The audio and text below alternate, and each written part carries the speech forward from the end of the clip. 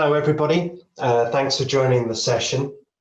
Today I'd like to talk about using data to manage human capital through a crisis, something that I'd all think you'd agree is pretty topical right now. So my name is Tom Riggs, I'm the Senior Director of HR Systems and People Analytics here at Qlik. I have been a career recruiter up until a couple of years ago and previously held the title of Global Recruitment Head.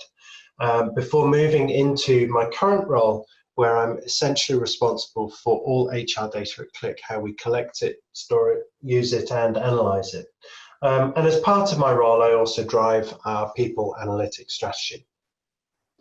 So the objectives of today's session, what I'd like to cover is realizing the value of analytics evolution. I'm a keen advocate that actually you should never start from place zero or ground zero, and that a lot of what you do has application in the future in different ways. It's just about remembering what you've done and bringing it forward once more. And that really plays to the second point, is that an analytic solution can have multiple uses. And I am a strong advocate, again, of making sure that as you build out your analytic applications that you do it in a modular way. So if you produce a module that produces employee data, you can then use that across multiple different applications over whichever uses you have. It also means that your analytics platforms will share a common KPI point, and means that if you get it right at the beginning, everything else downstream will match up and tally up. I also think, and certainly much more recently, HR and HR data has been propelled into the center of your business decisions. Many of us will recognize the fact that many business decisions are centered around, how we're going to create revenue or product, or, the other functions of our business having priority over how our company is run. Since the beginning of this year and in the middle of this pandemic, many of those business decisions, many of the big critical business decisions have been had to made around our employee population, their health and their welfare and their safety.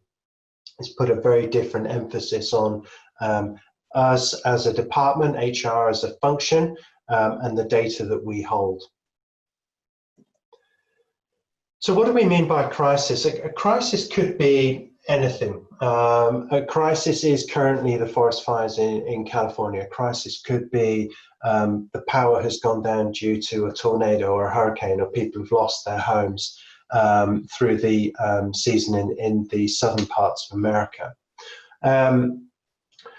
Clearly, one of the biggest crises we've ever faced is the current pandemic, and we are making decisions currently around our employees that have been completely unprecedented in terms of the speed that we've had to respond, the far-reaching elements of those decisions, and the impact on our businesses. But one of the things that we hold on to here is that we understand a crisis has a beginning, and if we think to COVID, we see the beginning in China and the rapid movement of that into Europe and then the US. We understand it has a middle. We're living it right now. And at some point in the future, it's going to have an end. And it's how your business has needed to adapt and change and make the decisions at the right points in time will determine, the success or not of your strategy through this pandemic. And I think it's really important to hold on to the fact that there is no playbook here. There is no right and wrong. There is only a decision based on all the information that you have available. And the hope that obviously those are the right decisions based on that data. But I think for me, one of the critical things here is a different way of thinking about the data that you have. Data should not be presented in the illustration here on the left-hand side. where every piece of data is in a little box, and each sheet will then give you a determination of where people are, and how long they've been there, and what department do they work in, and all of those sorts of things, which have been very useful in the past. The problem that we face is that things like pandemics and wildfires and storms and floods don't understand the human boundaries that we place on the world. So what I mean by that is Pennsylvania as a state. If there's a pandemic going on, does it care that a person is in Pennsylvania or not? And how are we going to derive the data that we need? So one of the things that I've been very keen and pushing a lot at Qlik is the ability to be able to map people into their zip codes. And this is what we see on the right-hand side. It's all the same data as the left, just presented as a dot on a map. And what this allows us to do now is draw a line around the people who are affected. And to be able to derive exact populations, which, as I'm going to show you later in the presentation, is going to be really instrumental about how we communicate with our employees. So just coming back, the important thing, a beginning, a middle, and an end. So just to recap, and I'm going to whiz through this because we're all very familiar with it, but this is only 9 months ago, and it feels both very, very short term ago, but also an extremely long time ago as we've been living through what we have over the last few months. So 9 months ago, 31st of December, China confirmed the first new coronavirus, COVID-19. Only 12 days later, they had their first fatality, and 9 days after that, we saw COVID-19 confirmed in Japan, South Korea, and Thailand. A day later, we had the first case on US soil, although it didn't really pick up. The Europeans kind of accelerated far more quickly. But only 9 days after that first case on US soil, the World Health Organization declared a global health emergency. This was just the first month. This is the beginning. We saw an explosion of cases towards the end of February across Europe, and by mid-March, Italy and Spain were being locked down.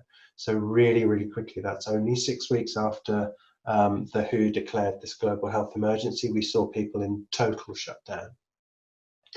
In the following months, I think it's fair to say that our world has changed, and many businesses are looking to HR for decisioning in a different way than they have before, the point I was making on the previous slide.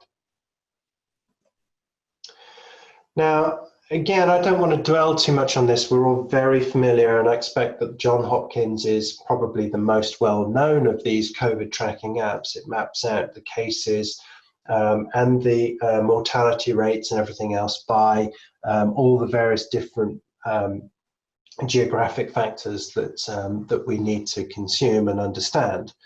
But how does that relate to our employees? Now, what I did here was simply recreate that Johns Hopkins data and had a feed brought into our emergency response app, which then we rebranded to be the COVID tracking app so that we can understand the difference between the two and where the data was. And here you can see a screenshot. It's actually from a few months ago as the US started to ramp up in their cases. But it shows the way that our employee population is spread out around the world, and it shows where the hotspots for the cases are being identified. Plus, we're then able to then segment our employees down by different factors. So who ultimately do they report to within our executive team? So we know that we can speak to our executives about their populations of people in a very real way. And this was instrumental in how we then started to form around the communications that we were giving out to our employees. So I want to focus here specifically, same app, and just focused on Italy. And Italy is a really interesting example for us as we know that it went down into lockdown very early. We know that they had a huge spike very early into this pandemic and got thoroughly ravaged as a country by COVID-19. And we could see this happening, and we wanted to be very proactive and very cognizant alongside Spain, but very proactive in the way that we were communicating and ensuring that our employees were making sure that they were, they had their well-being kept and being looked after. So what did we do? When I look into the detail of our Italian employees, apart from the one or two in Rome, which I'll set aside just for a second, this was the interesting part that I found when we were hearing that Milan went into lockdown. The Milanese employees that you can see in the bright pink circle here were told that they were not allowed to leave home. So immediately we have a communication situation where we need to go out and make sure that they're all okay, make sure that they all understand the requirements of the government to stay locked down. Do they have the prerequisite things that they need to be able to manage to work from home? Have any of them been on customer sites? We needed to understand that to ensure that if we needed to do any contact tracing, we were able to do it at that point in time. It is highly critical that these things happen within hours, not days, of finding out this information. On the right-hand side, though, the guys who work in our Vicenza office had no restrictions to be staying at home, and they were completely able to work in the office. And this provides this beautiful context of understanding, well, do we need to communicate with those guys, or do we just let them carry on?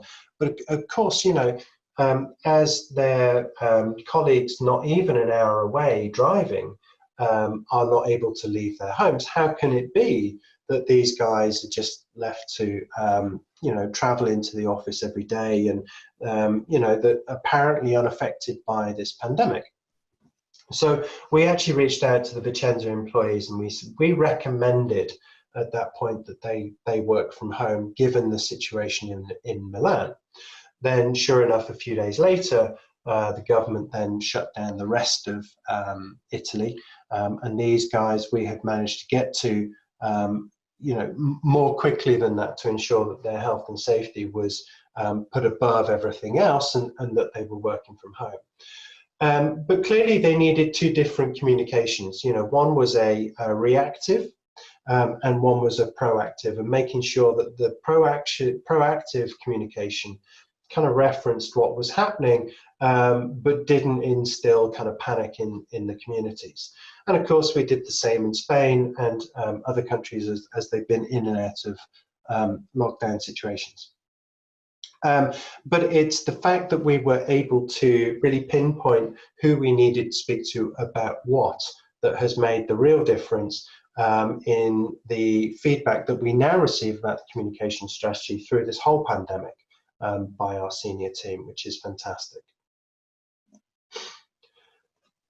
As we think about it, so that we've kind of covered the beginning and now we're in it, but there's a lot of focus now and a lot of attention and articles and people writing about, well, what about next? What's coming down the road? Now, typically an employee life cycle would be onboarding, and then they have a duration within a company, and then we think about offboarding.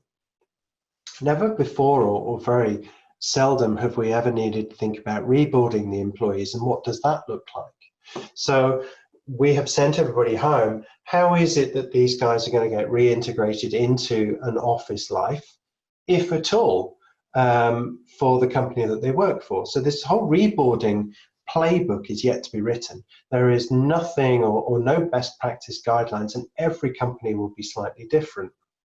Indeed, we're even seeing companies saying, we're not going to reboard you if you don't want to be. So there's a couple of big American companies, Facebook included, saying, actually, we're happy if you want to work from home forever. And that in itself brings further consequences into the HR world, which we can go into in a minute. There are other companies saying, and predicting the fact that they've got productivity work analysis on their employees. So Fujitsu being one said, actually, our employees are showing a higher productivity working from home.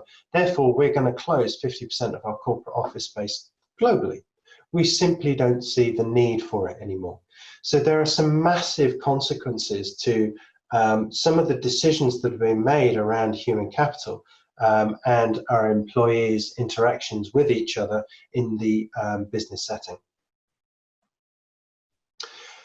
One of the things that we were looking at a month or two ago now is as we took a breath and we understood, okay, so everybody is now, we've closed our offices, everybody's working from home, but what's going to happen next? So the path to recovery, how are we going to see these things play out, and how are we going to manage our workforce as they want to come back into an office setting? Now, this is where it comes back to evolving the view of your analytics tools and then modularizing how these things come together. On the left-hand side, this is an extract directly from our People Analytics app, and it basically shows our managers, which are the green spots, and their employees are the orange spots. And the lines show the reporting line. So it's pretty much an org chart, but laid out over a point layer map. And what we're seeing here is that this function within Qlik must be fairly used to managing a remote workforce because they're not co-located. You can see all the different reporting lines and everything else moving across the Atlantic between North America, Europe, Israel, and India. But the difference is, and taking that from our People Analytics and putting it into the COVID setting, is that I've now sized the spots of employees by the number of people in that location. And you can clearly see the difference here in what we're talking about. And now we are beginning to understand the complexity of how do we get the workforce back in, and where do we go first? Who is needing to go back into an office setting ahead of their colleagues? So here you can see a big orange spot over the south of Sweden, a smaller but still significant over Pennsylvania, one over Israel, and a smaller spot still in the south of India. Now these are our shared service centers. And we can now begin to think about, okay, so we've got a large employee population, what do they do? Who do they work for? What service are they providing for the business? Is this business critical? Should they be going back? How important is it that they're going to be teamed around them, each other, for the work to get done? Do we even need to? Do we need to send them a questionnaire? Do we need to understand how they're feeling? All of these questions, like questions about these employees and their well-being. We can then start to think about personality types, for example. I mean, this is a fascinating conversation that I had with a bunch of colleagues a few weeks ago. Maybe the key to getting people back to work is to look at how people are either introvert or extrovert. And this is critical because the extroverts amongst us get energy and feed their kind of buoyancy off other people. So typically you would see these guys going stir crazy at home, where they're only able to interact with people in 2D via video conference like we are today. And therefore they could be a priority. Maybe they should go back to the office first because they need that human interaction. But on the other side of the coin, what about the introverts? Now, the introverts depend heavily on non-verbal communication for understanding what's happening around them. Even communication with their leaders or colleagues doesn't need to be anything more than a hello or how are you doing, or meeting at the coffee machine. It is incidental collaboration. It's not deliberate, but they know that everybody's there should they need it. And if there's a question, they can just go and speak to somebody at the side of the desk. What it does mean is that it requires a meeting on Teams to be arranged and preset, and you need to introduce, and you've got questions on how you're doing and all of this kind of stuff. To an introvert, that's highly stressful to need to work in every day. So perhaps the introverts also need to take priority in how they come back to the office. Ultimately, like I said, there is no playbook, there is no right or wrong answer. There is only where your business is today and what is best for the employees that you have. So don't want to go into any more detail on that, but it's just a super fascinating way of seeing how all of these data points, when you look at them in a human capital situation, are playing into the decisions that are really impacting your employees on an ongoing basis as we work through this pandemic or crisis. A much more straightforward way of looking at how people come back to the office is to understand who is at risk. So here we can see I've plotted out those people who are in the boomer generation, so slightly older. Therefore, we understand right now that they are going to be an at-risk population of our employee base. So again, being able to identify who these people are and being able to communicate with them in a way that is personal to them is going to be far more advantageous than just sending out blanket communications to the entire of your company saying, by the way, these guys should not come in, these guys can come in, whatever else. To be able to personalize the communication and to be able to offer the employee something that is particular to them has been super cool and really well received by our employees over the last few months as we've kind of needed to go through massive change in their work environments. The other things, and these are now talking about more kind of global company discussion points, the path to survival and how we use data now for businesses to understand what they need to be able to do to survive the pandemic and come out the other side. There has been a huge amount of talk about the fact that people are more productive working from home. And honestly, for companies based in the huge big capital cities, so I'm thinking, Washington, New York, London, Singapore, all of these people would be spending a significant amount of time commuting into the office. And suddenly they don't need to do that. And we're all familiar with the stories about now I get time to exercise, now I've got more time for my family, I eat with my kids every day. All of these things are beginning to play a part. People are realizing perhaps, what was I missing out on? It was just accepted that this was the way of life. And the COVID pandemic has turned that a little on its head. What we're seeing here on the left-hand side is an illustration of something that I've been talking to a few businesses about, microhubs. Are we going to see big businesses, corporate head offices and big corporate offices in the centers of these big cities actually close down in favor of smaller collaboration centers, microhubs, where the population, 80%, 70% of the time, may be working from home, but they actually need to be collaborating with their colleagues for a small percentage of time. So on that ad hoc basis, they're able to go to a center and bring people together for that collaboration event. So microhubs we could see as being advantageous in a number of different ways. They are smaller, more cost effective, they are out of the city. And that in turn provides a massive opportunity for your employees to commute in via a car rather than having to take public transport into the centre of a big city, therefore reducing the exposure that they would go through on their way into the office.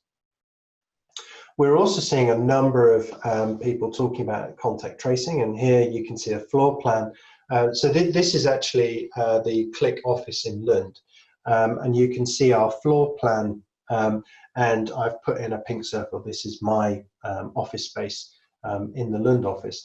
But people are beginning now to track which employees are coming in, and they need to track this because if somebody gets diagnosed later down the line, they're going to want to know who they have been around during their working hours in the office. So of course, contact tracing is becoming it's a very hot topic, so you need to be able to analyze this. And companies I have seen develop contact tracing apps are then able to extrapolate, okay, if that person was in this location, these other people were on that same work floor, therefore we should contact them and ask them to quarantine for X number of days to make sure they don't get a fever. correspondingly, that worker, if you go even further and say they travelled by public transport, who else in our office travelled on that public transport with them? And could there have been some contagion in that setting as well? Coming back to the Facebook scenario, what we're also seeing is a debate amongst the reward specialists as to how we compensate people going forward. And this may not sound quite as intuitive as some of the other situations, but if you are compensated in a location that you are expected to be in the office, and the office is an hour and a half away, that's taking a significant amount of time. You're not needing to do that anymore. You could now consider, if I work from home, I could now be 3 or 4 hours from the office in a much more conducive area for my work-life balance. It would also happen to be considerably cheaper to live in. So you've also got this compensation aspect where people are now going to be working from remote locations. How do you compensate? How do you measure? Are we going to see the advent of people saying, well, we value this role at X amount and we don't care where you live because we think it's worth this much? And how are you going to monitor where people are? Because if everybody's working from home, we all know once you've got your laptop, you could be anywhere. So this brings another level of complexity into the employee decisioning and kind of what you're going to do with your workforce as these things kind of roll out and begin to come back to the end of this pandemic event, and we all start to come back to normal, or what we all know as new normal. So there's a few things to think about. I have raced through, and I hope you have found what we've been through of interest. I'd like to take a quick pause to say thank you so much again for coming to the session and bearing with me as we've worked through these. Like I say, I hope you found it interesting, maybe thought-provoking, and I'd like to open it up for Q&A. Thank you so much.